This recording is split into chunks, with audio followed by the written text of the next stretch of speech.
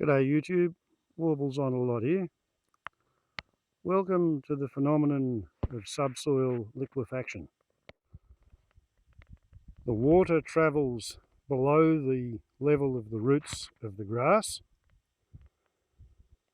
and it travels through iridium-rich powdered clay which has been left over from the meteorite which killed the dinosaurs 66 million years ago. The first time you drive over it, the ground is strong enough to cope with the weight of the vehicle. The second time you drive over it, there is no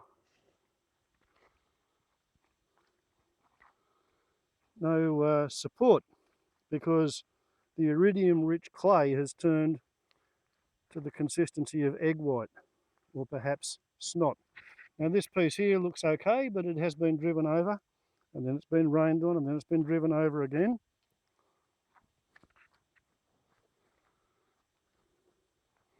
And what's supporting me over a lake is the interwoven grass roots. If I was to drive on this, it would turn into something like that. So at the moment, I'm out here mapping the places where it's not a good idea to drive and forming a mental idea of where the worst places are. Now this wouldn't be too bad right there, but over there it could be bad. Strangely, this here, not so bad. So, unless we get more rain, that should dry out, maybe within 4 or 5 days, perhaps 10 at the most. But yeah, coming up the hill last night was quite interesting.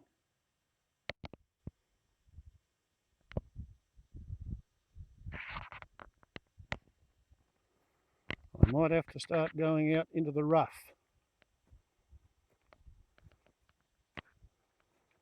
Up here, higher up the hill, the layer of iridium-rich mud is thinner and you run into solid support after chewing through less vegetation.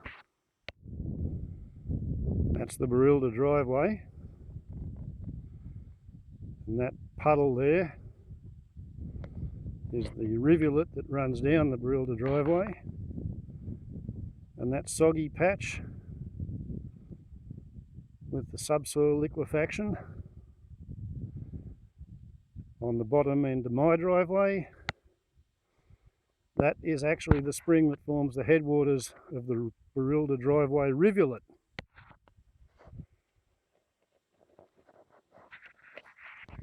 And if we come up here,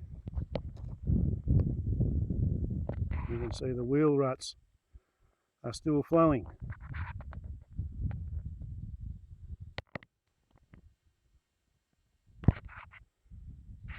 Halfway up the hill.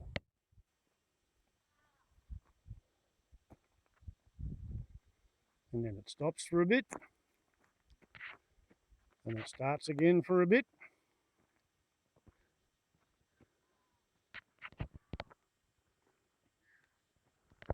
Just about there. More water on the surface.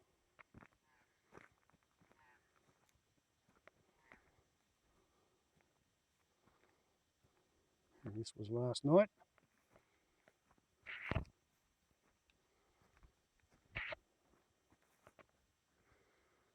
And here at the gate it dries out. Now, a bit of a wet patch there, but no actual water on the driveway until we reach,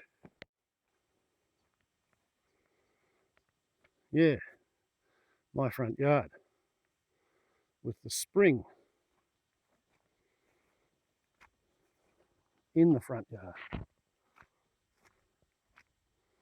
Moss and rivulets and puddles.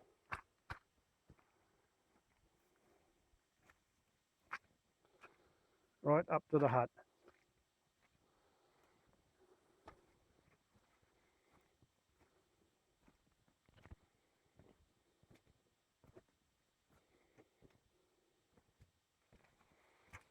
Today's Saturday.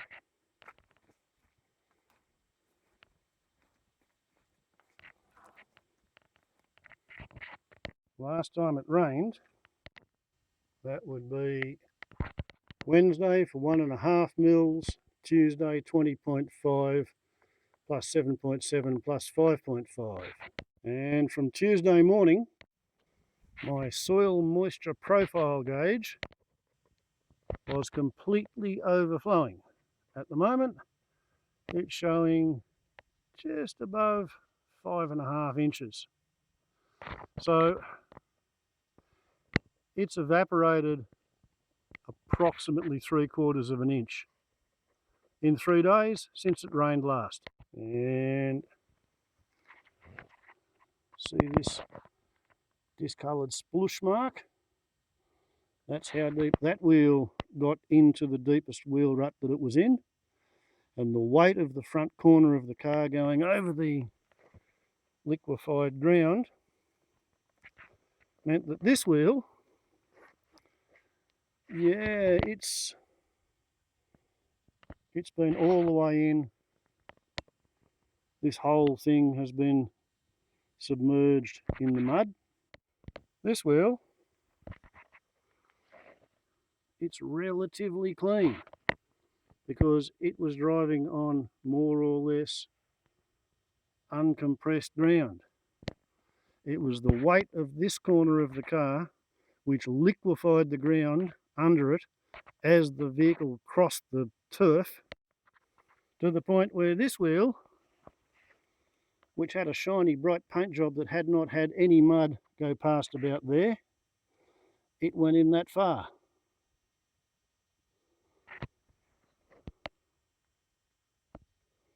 That's how deep it got. As a consequence of following that wheel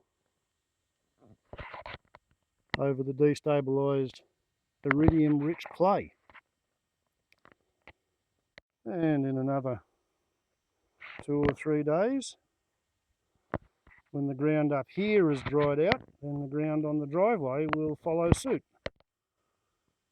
And probably when this subsoil moisture gauge comes down to about 4.5 inches, maybe 4 inches, that's when my driveway will be safe without mild anxiety coming into play. Just thought I'd share that one with you. Warbles on a lot to YouTube.